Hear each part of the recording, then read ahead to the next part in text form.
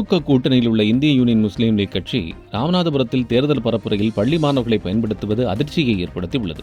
ஒருவேளை சாப்பாடு 700 ரூபாய் பணம் கொடுத்து மாணவர்களை பிரச்சாரத்திற்கு உபயோகிப்பது தெரிய வந்திருக்கிறது. ராமநாதபுரம் மக்களவைத் தொகுதியில் திமுக கூட்டணியில் இந்திய யூனியன் முஸ்லீம் லீக் கட்சியின் சார்பில் நவாஸ் கனி ஏணி சின்னத்தில் போட்டியிடுகிறார். தீவிர வாக்கு சேகரிப்பில் ஈடுபட்டு வரும் அவர் தேர்தல் ஆணையத்தின் விதிகளை மீறி பரப்புரைக்கு பள்ளி மாணவர்களை ஈடுபடுத்தியது தெரிய வந்துள்ளது. கடந்த முறை நீங்கள் வாக்களித்து பாராளுமன்ற உறுப்பினர்கள் இந்த பகுதிக்கு நம்முடைய மாவட்டத்திற்கு நம்முடைய பாராளுமன்ற தொகுதிக்கு உட்பட்ட பகுதிகளுக்கு தேவையான பல்வேறு பணிகளை செய்திருக்கின்றன.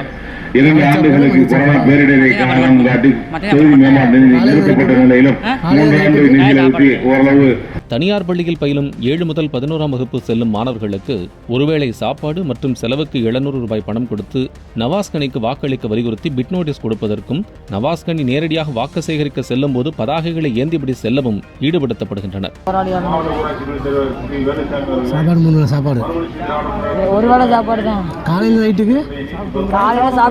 மதியம் சாப்பாடு நைட்டு போக டீ தான் முடிஞ்சு சாப்பாடு 28 பேர். 28 பேர் எல்லாமே ஸ்கூல் லீவ் இல்லையா? ஸ்கூல் லீவ்னால 10 வந்திருக்காங்க. 10 பேர் வீட்டில் இருக்கிறவங்க.